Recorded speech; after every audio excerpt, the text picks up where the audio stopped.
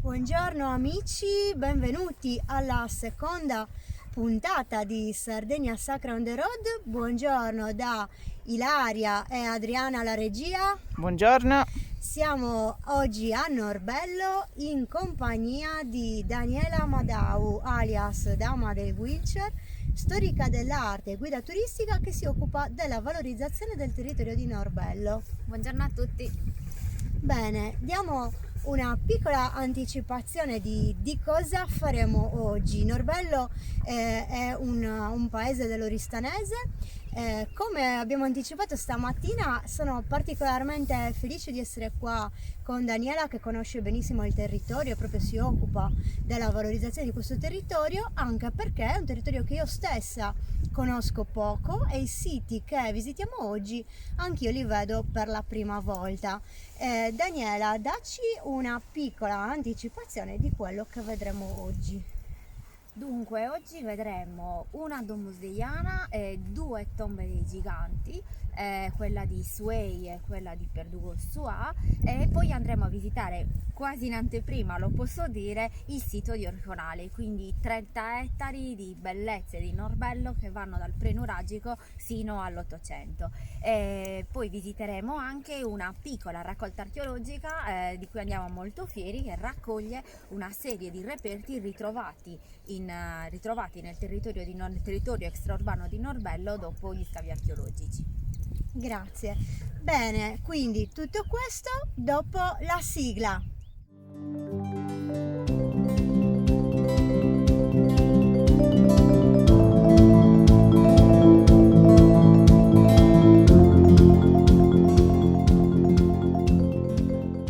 Bene, e adesso iniziamo proprio dalla tomba dei giganti di Suei.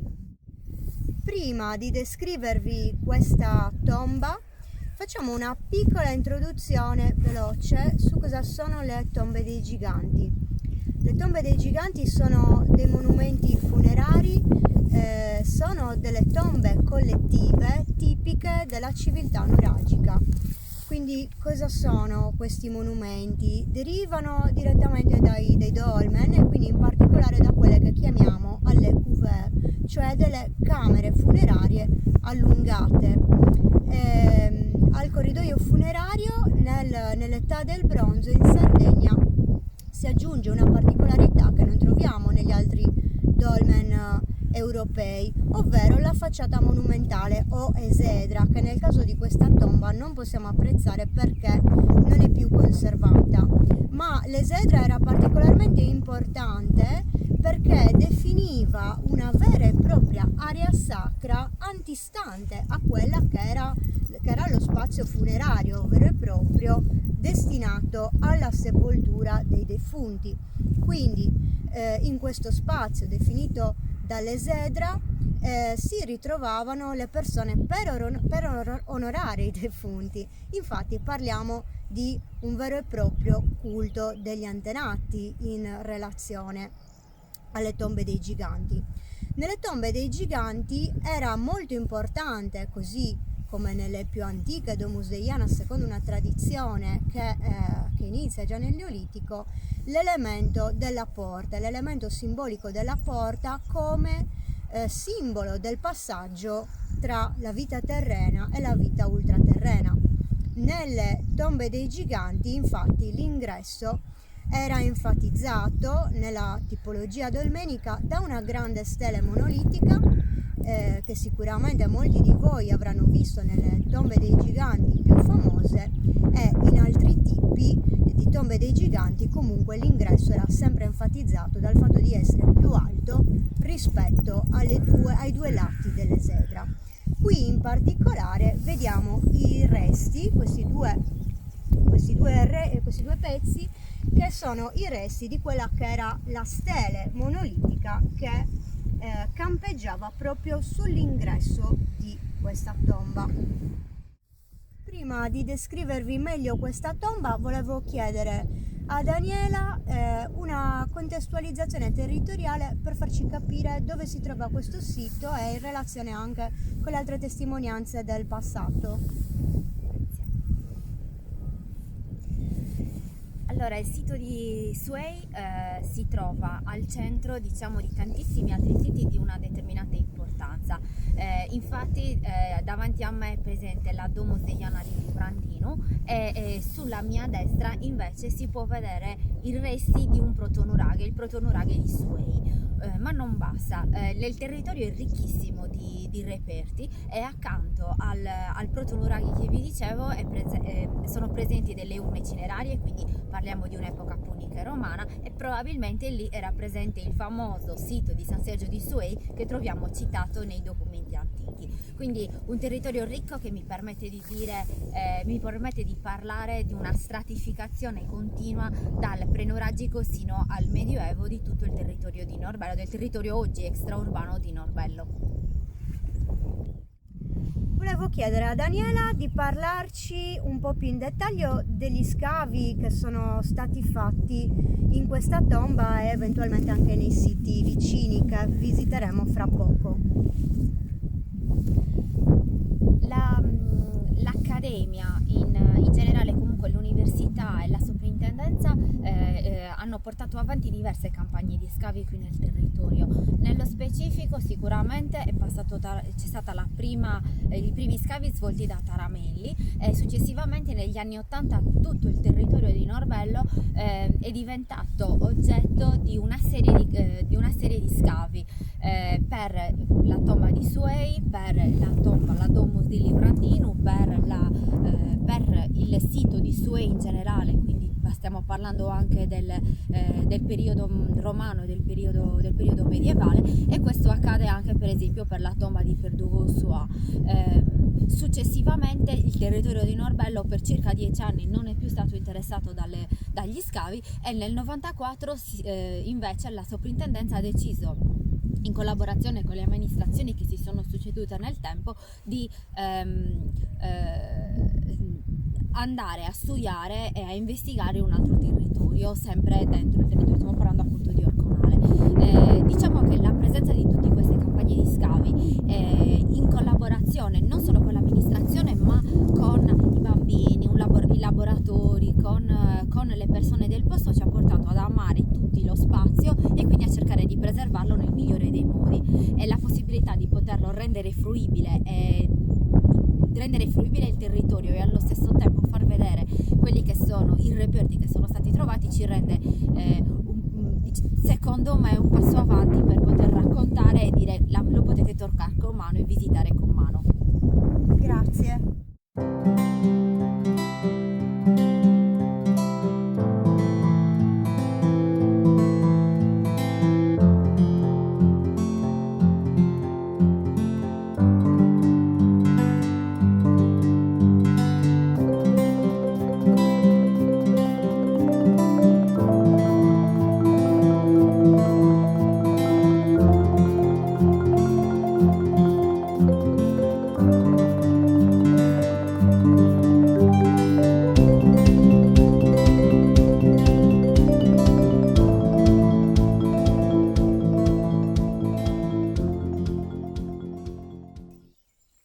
Siamo arrivate alla Domus Deianas di Livrandino.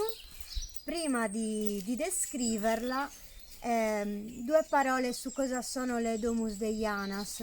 Domus Deianas chiaramente un nome popolare, si tratta di grotticelle funerarie, quindi sono delle tombe scavate nella roccia e risalgono al Neolitico.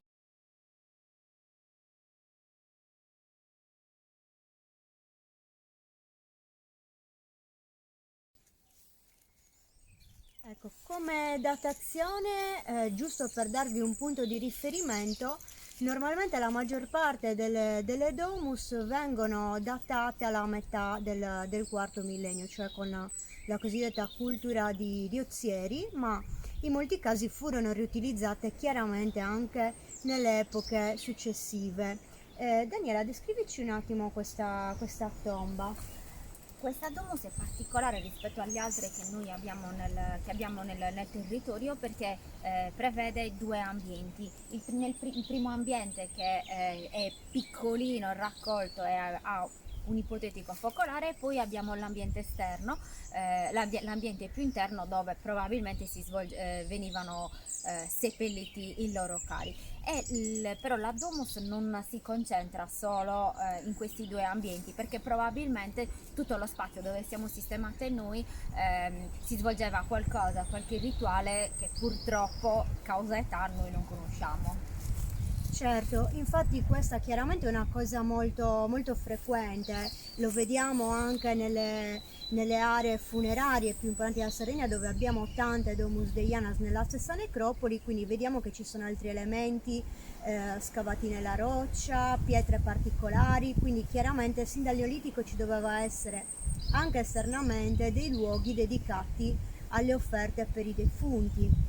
Relativamente a questa tomba, io volevo tornare sull'elemento di maggiore interesse proprio di questa tomba, ovvero il cosiddetto focolare che troviamo nell'anticella. Normalmente questi elementi circolari che possono essere bordati più o meno da un bordo più o meno alto vengono tradizionalmente definiti focolari perché si pensa che possano rappresentare il focolare della casa dei vivi e questo in particolare in quelle domus dove troviamo più elementi architettonici della casa rappresentati anche all'interno della tomba. In realtà però l'interpretazione come focolare non è univoca e non è nemmeno così sicura. In questo caso vediamo che questo elemento è configurato come una sorta di bacino, di coppella. Qua siamo in inverno, quindi lo troviamo anche pieno d'acqua. Non possiamo escludere, come sostengono alcuni, che fosse destinato a ricevere offerte per i defunti o libagioni, quindi offerte sia di solidi che eventualmente di liquidi.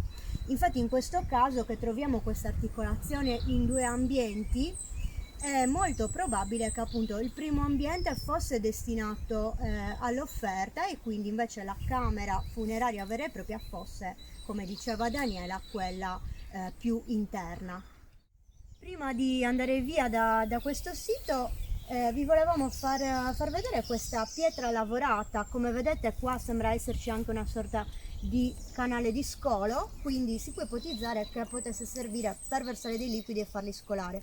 Chiaramente non sappiamo se questa pietra sia contemporanea alla domus, se sia successiva e se il suo uso sia legato a pratiche sacre o magari a epoche più recenti e quindi ha un carattere più funzionale. Bene, adesso dove andiamo Daniela? Qual è la prossima tappa? Prossima tappa, la seconda tomba dei giganti di oggi, denominata Perdugo Sua.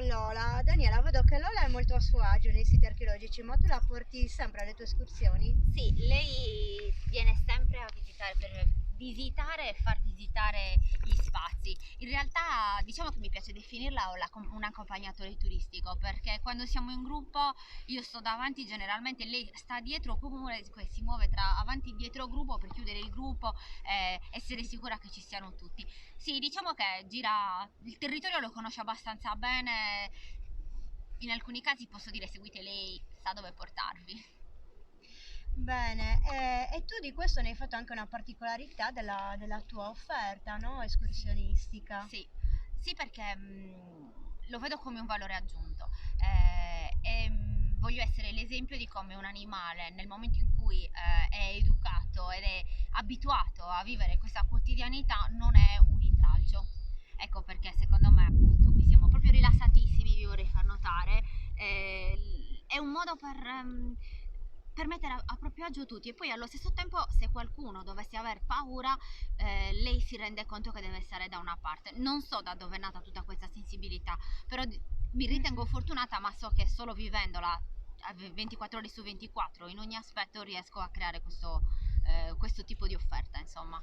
Quindi anche chi viene può portare il proprio amico a quattro zampe. Assolutamente sì, certo, devono avere delle caratteristiche, nel senso che se l'animale è aggressivo, io consiglio sempre di Certo. avere la museruola. Io ce l'ho sempre in macchina nel caso dovesse servirmi, anche se Lola è molto poco aggressiva.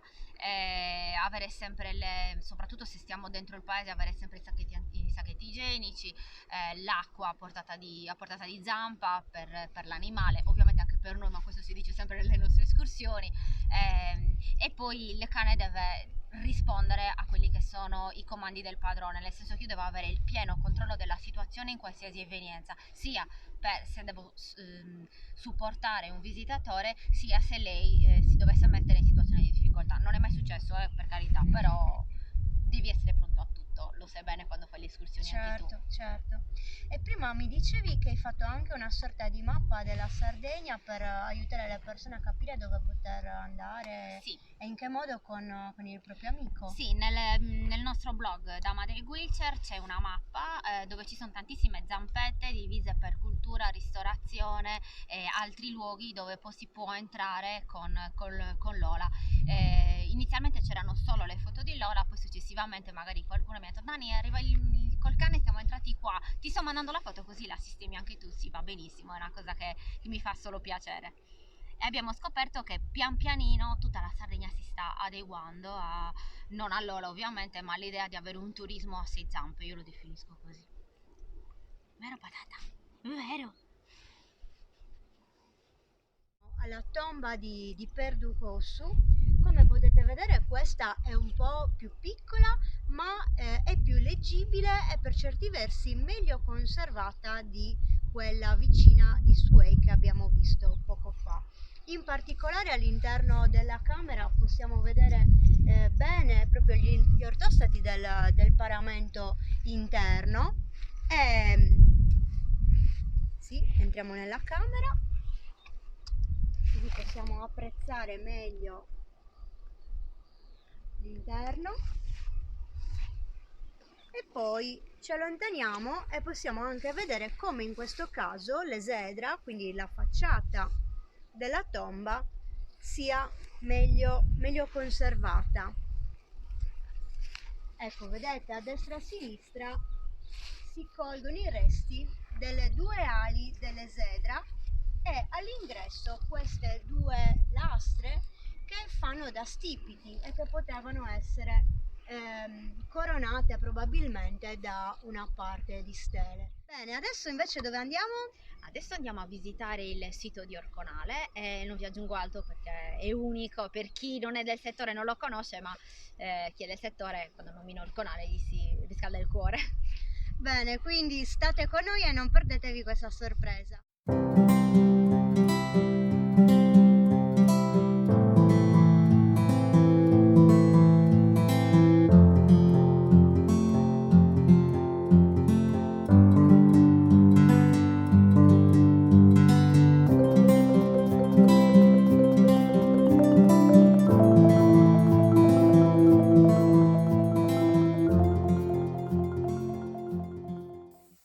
Eccoci, siamo arrivati al sito di Orconale che possiamo visitare oggi anche grazie alla disponibilità del proprietario del terreno, quindi ringraziamo il signor Michele Tolu per averci permesso di visitarlo e anche di effettuare queste riprese.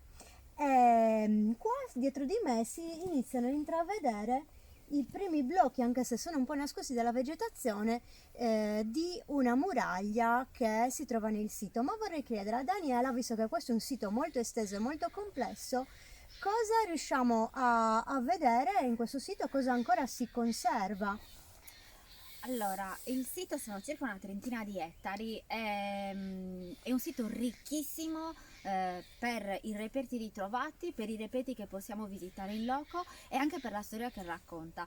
In tutta la sua vastità noi partiamo da una Domus Deiana, quindi stiamo appunto parlando dell'epoca prenuragica, poi da questa muraglia ci sarà tutta una zona sacra dove sono presenti il tempio in Antis, un nuraghe complesso, i resti di alcune sepolture alto medievali, e poi la parte fuori sia dentro ma soprattutto fuori dalla muraglia, un grandissimo insediamento nuragico, un insediamento che quando poi se ci metteremo sopra accanto al nuraghe noi vedremo spazia e guarderà verso tutto il territorio di Norbello.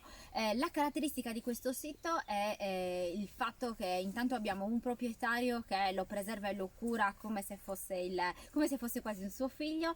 All'interno troviamo anche dei reperti di epoca punica e romana, abbiamo per esempio le urne cinerarie, una particolarmente bella, e vi ho detto che si arriva quasi fino all'arte contemporanea perché il territorio comprende anche i resti di alcune case del marchese di Domus Novas e Sedilo, che era il marchese che si occupava anche del territorio di Norbello.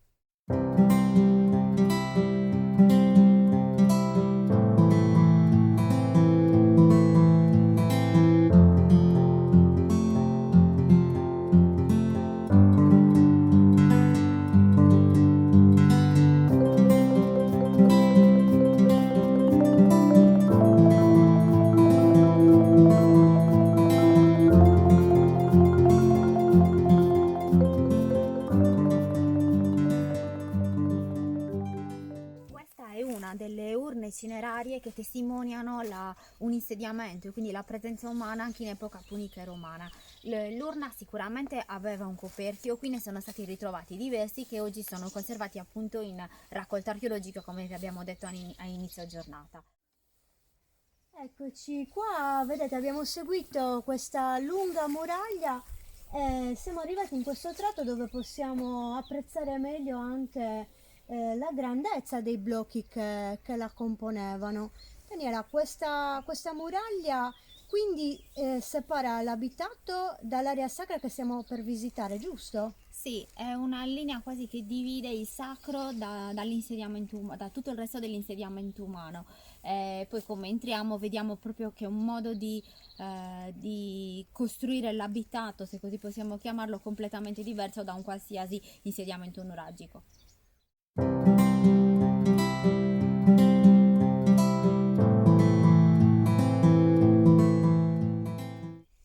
Eccoci, siamo arrivati al tempio a Megaron di Orconale. Sono molto emozionata perché, come vi dicevo, questo tempio non l'ho mai visto nemmeno io.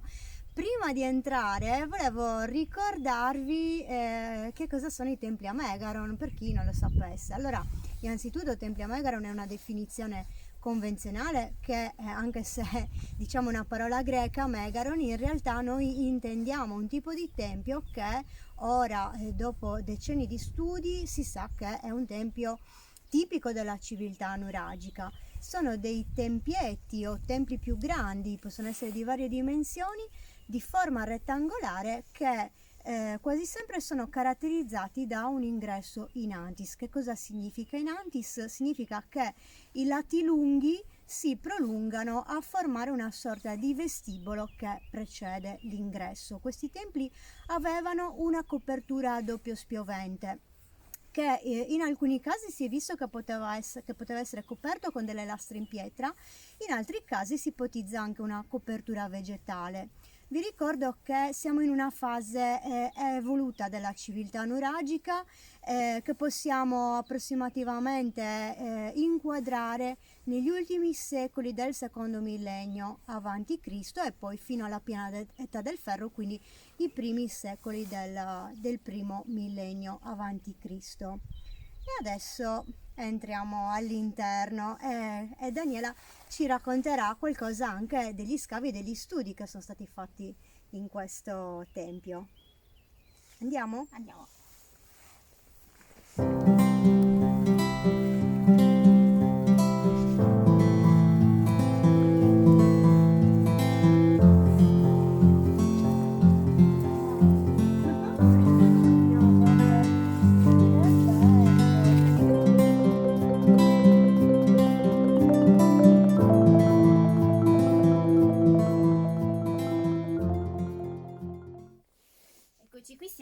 all'interno del tempio di Orconale, un tempio che è stato scavato intorno al 94-95 e all'interno è stato ritrovato un modellino di nuraghe. Si trovava approssimativamente qua, prima in prossimità di una nicchia e poco prima della seconda nicchia. Il nuraghe è stato realizzato praticamente tutto in materiale locale e la campagna di scavi che è stata portata avanti non ha interessato solo ed esclusivamente l'interno del tempio, ma anche l'esterno, perché lì all'esterno sono presenti le tombe altomedievali, e in parte è interessato anche il nuraghe complesso dove andremo dopo. Il tempio, che appunto vedremo in raccolta, sicuramente non era solo, ma non è stata ritrovata la vasca.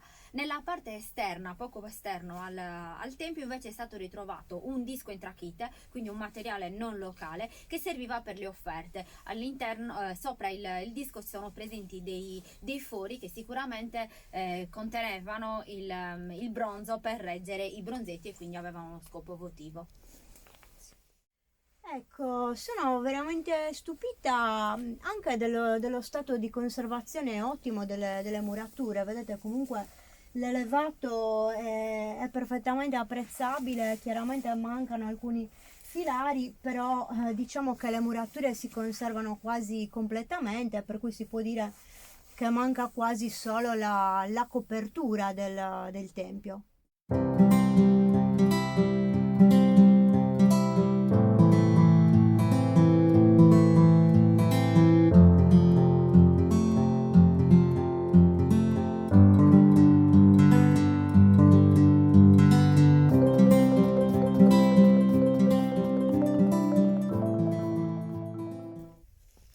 Eccoci, siamo salite in cima al nuraghe complesso di Orconale. Devo dire che la mole del nuraghe è veramente imponente e che tra i crolli e tutta questa vegetazione così abbondante, così rigogliosa, è veramente difficile capire quale potesse essere la planimetria di questo nuraghe, giusto Daniela? Giusto, verissimo.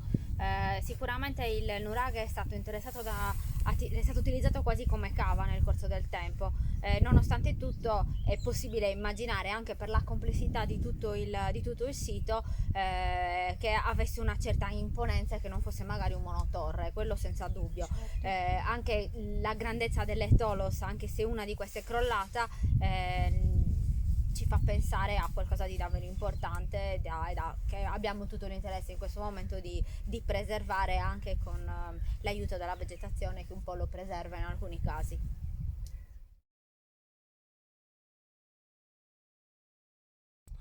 Ecco, stiamo vedendo un sito veramente interessantissimo, ricco di testimonianze di diverse epoche e testimonianze che nascondono sicuramente ancora tanto, quindi in cui si potrebbero anche fare delle indagini future, comunque sicuramente delle testimonianze da preservare e da valorizzare.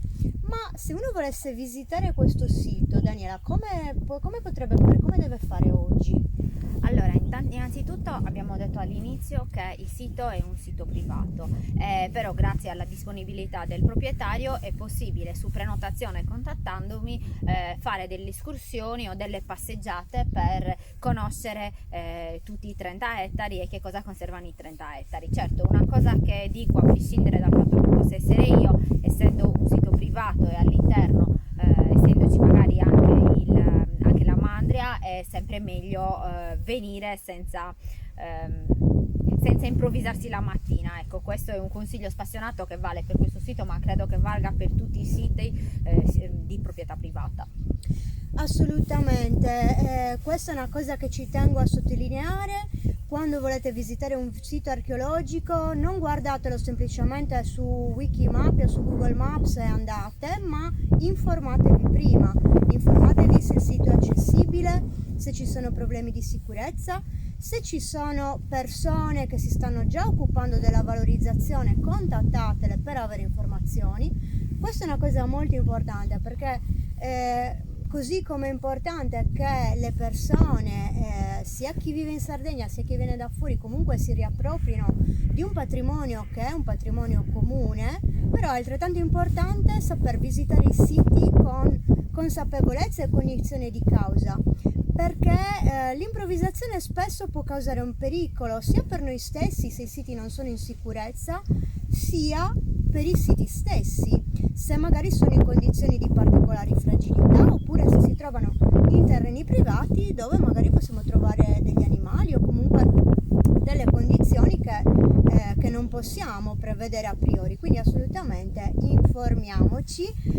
In questo caso, se volete visitare il territorio di Norbello, se volete venire a vedere questo sito, contattate Daniela, trovate tutti i suoi riferimenti nella descrizione del video e quindi insomma speriamo che questi siti possano essere valorizzati al meglio.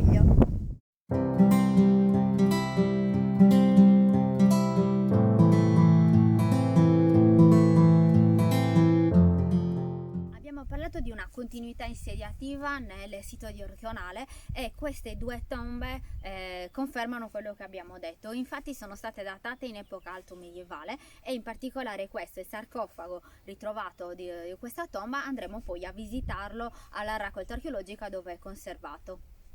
Bene, allora adesso torniamo a Norbello e così possiamo anche vedere i reperti che sono stati ritrovati in questo sito.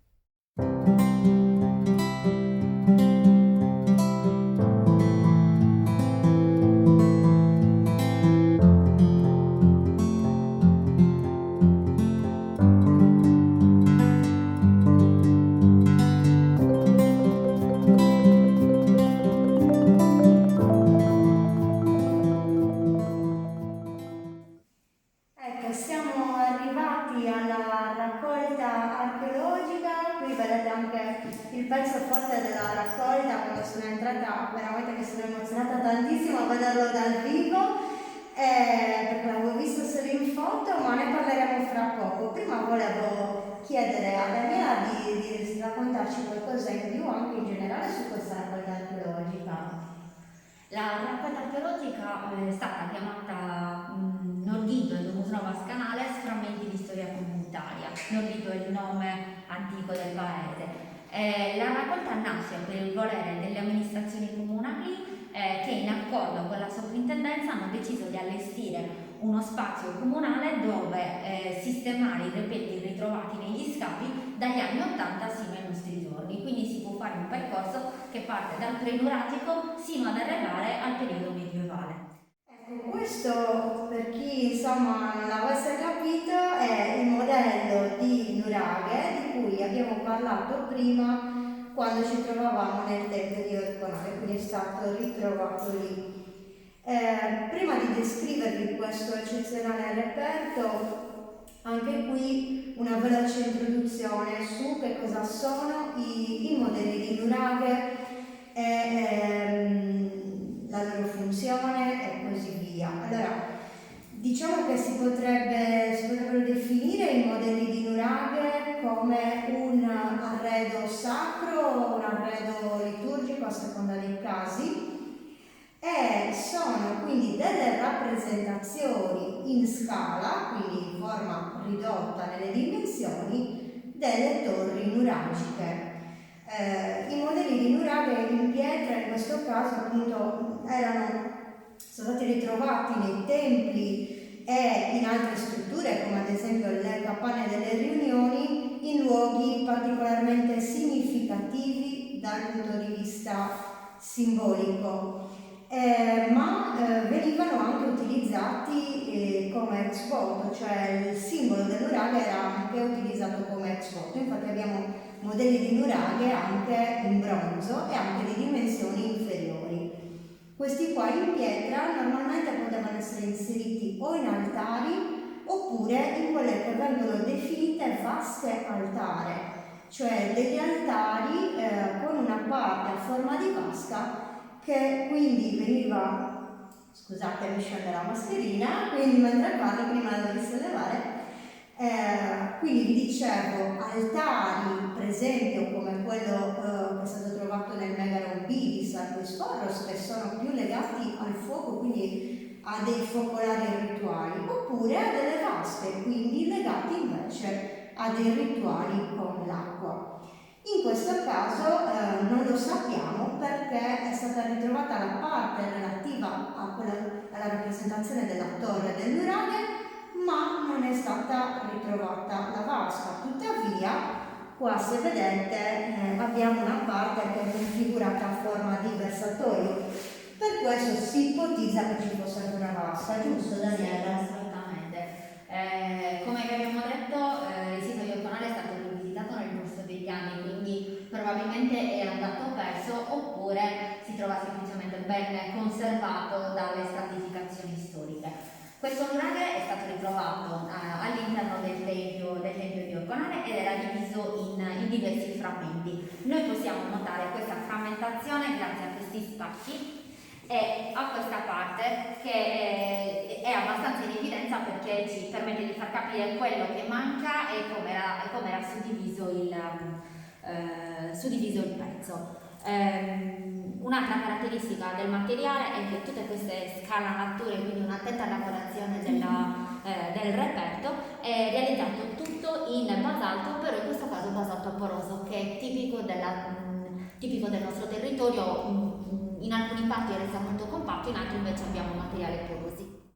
Ecco, in questo pannello dedicato al sito di Orconale abbiamo la planimetria del Tempio Megaron e le foto di come è stato rinvenuto il modello di nuraghe. Sì, infatti per esempio qui possiamo vedere, a parte la foto del nuraghe stesso, le foto di come doveva essere il tempio prima dei lavori di pulizia e di scavo, e vediamo il nuraghe ridotto a pezzi che poi prima abbiamo visto assemblato. Questi sono i particolari dei frammenti dell'altare e poi possiamo vedere come dopo i lavori di pulizia il tempio si presenta in tutta la sua bellezza esaltando anche quella che era le caratteristiche costruttive dello stesso.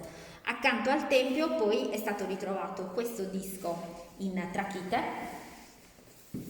In questo disco noi possiamo vedere dei piccoli fori, probabilmente in questi fori venivano sistemati delle aste dove si trovavano dei bronzetti. Noi non abbiamo ritrovato nessun bronzetto e qui in raccolta è conservato solo uno scarto di fusione, non sappiamo dove siano andati a finire. Il fatto che sia in trachite rossa è particolare perché sicuramente sono andata a ricercarla in un territorio lontano dal territorio di Norbello, quindi forse aveva una valenza importante spostarsi per andare a cercare un materiale di pregio.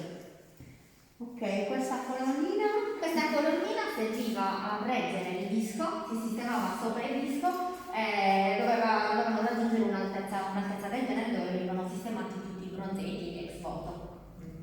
Anche molto interessante averli ritrovati entrambi, in modo da veramente poter ipotizzare come si doveva presentare in origine. Sì.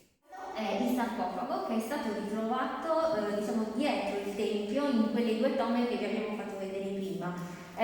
Si trova di epoca alto medievale ed è stato sistemato in questa parte della raccolta per collegarsi a un altro grande gioiello che noi abbiamo, la necropoli bizantina, che si trova sotto la chiesa di Santa Maria della Mercede di Norbello.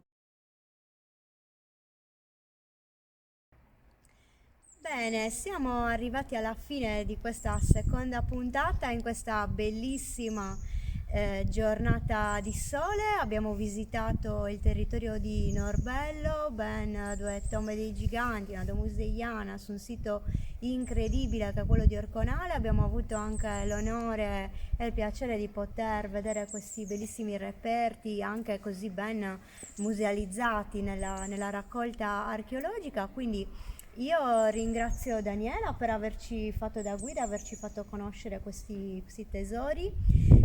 Vi ricordo quindi, per visitare il territorio di Norbello, di contattare Daniela. Vi ricordo che i siti che abbiamo visitato, a parte le tombe dei giganti che sono accessibili liberamente, gli altri sono visitabili su prenotazione, quindi trovate tutti i riferimenti di Daniela, dama del wheelchair, qui nella descrizione del post. E vi diamo appuntamento alla diretta di domani alle 8. Dove saremo domani? Non ve lo dico perché lo scoprirete domani mattina. Noi ringraziamo tutti tutte le persone che ci stanno seguendo innanzitutto, e vi ricordiamo che per un progetto come il nostro, che è un progetto a budget zero, anche un semplice like e una semplice condivisione su Facebook possono davvero fare la differenza. Quindi se il video vi è piaciuto, mi raccomando, commentate, fate domande, creiamo una discussione, creiamo un dibattito, creiamo una partecipazione, e noi vi rispondiamo sia nei commenti che anche nelle dirette della mattina. Quindi mi piacerebbe davvero sentire cosa ne pensate, e tutte le vostre impressioni.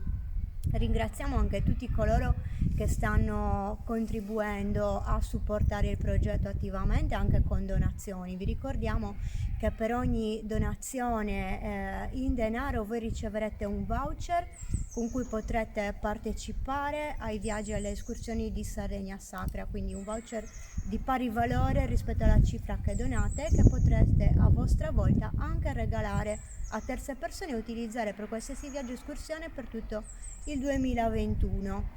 E poi infine, se volete prendere le magliette e gli altri gadget personalizzati con il nostro logo, anche in questo modo insomma potete contribuire al nostro progetto. Bene, siamo arrivati alla fine. Daniela, volevi dire qualcosa? Niente, vi ringrazio per aver accettato il feedback e vi aspetto di nuovo a Norbello, in quello che è il nostro luogo del cuore, ma ormai si era capito. Bene, quindi noi vi salutiamo.